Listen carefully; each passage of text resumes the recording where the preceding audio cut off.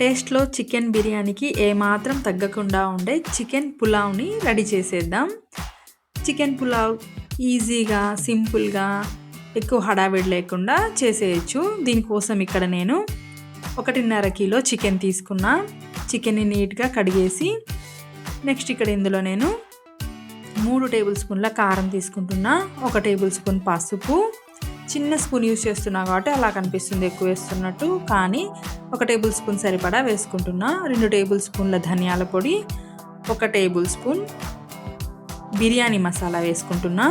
Next ఇక్కడ 2 table స్పూన్ల salt, అల్లం వెల్లుల్లి పేస్ట్లోనే పచ్చిమిర్చి, పుదీనా, కొత్తిమీర అన్నీ కలిపి గ్రైండ్ చేసి పెట్టుకున్న పేస్ట్ని వేసుకుంటున్నా. ఒక 2 టేబుల్ స్పూన్లు. నెక్స్ట్ ఒక పెద్ద సైజు నిమ్మకాయని మొత్తం పిండేసుకుంటున్నా. నెక్స్ట్ ఇక్కడ ఒక పెద్ద సైజ్ కప్పులో పెరుగు తీసుకుంటున్నా. మొత్తం వేసేసి మసాలాలన్నీ చికెన్కి బాగా పట్టించేయాలి. పట్టించేసిన తర్వాత ఒక మినిమం హాఫ్ అన్ అవర్ పక్కన పెట్టేసుకోవచ్చు.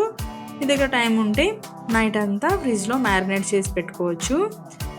నెక్స్ట్ ఇక్కడ నేను స్టవ్ ఆన్ చేసుకొని ఒక పెద్ద పాత్రను తీసుకుంటున్నా. అందులో ఆయిల్, నెయ్యి 2 వేసేసి మీ దగ్గర అవైలబుల్గా ఉండే బిర్యానీ దినుసులన్నీ వేసుకోవచ్చు. చెక్క, లవంగాలు, యాలకులు, బిర్యానీ ఆకు అవన్నీ వేసుకున్న తర్వాత పెద్ద సైజు ఆనియన్స్ని 5-6 పెద్ద సైజు ఆనియన్స్ని సన్నగా పొడవుగా కట్ చేసుకొని ఇలా చక్కగా వేయించుకోవాలి.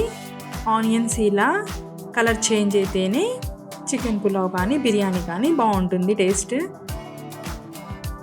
మ్యారినేట్ చేసి పెట్టుకున్న చికెన్ అంతా వేసేసి చికెన్ ఒక 70-80% దాకా ఉడికించుకోవాలి. చికెన్ అంతా ఉడికించుకున్న తర్వాత ఇక్కడ నేను 1.5 కిలో చికెన్ తీసుకున్నా కాబట్టి 1.5 కిలో రైస్ తీసుకుంటున్నా. ఈ రైస్కి సరిపడా వాటర్ వేసుకోవాలి. 1 గ్లాస్ బియ్యానికి 1.5 గ్లాస్ వాటర్ వేసుకోవాలి. చికెన్లో వాటర్ ఉంది అనుకుంటే 1 గ్లాస్ బియ్యానికి 1 గ్లాస్ నీళ్ళు, ఇంకొంచెం వాటర్ పోసుకుంటే సరిపోతుంది. నెక్స్ట్ ఇక్కడ నేను పైన కొంచెం కొత్తిమీర, పుదీనా చల్లేసుకుంటున్నా.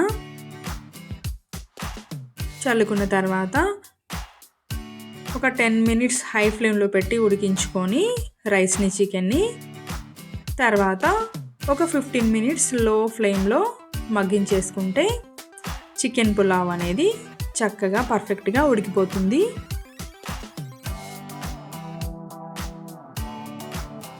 సాల్ట్ కూడా ఒకసారి చెక్ చేసుకొని వేసేసుకోండి. సరిపడినంత సాల్ట్ వేసేసుకొని మూత పెట్టేసుకొని మగ్గించేసుకుంటే మన చికెన్ పులావ్ రెడీ అయిపోతుంది. మీరందరూ ఒకసారి ట్రై చేయండి. Thank you for watching. Please subscribe my channel. Like చేయండి, షేర్ చేయండి. Thank you all.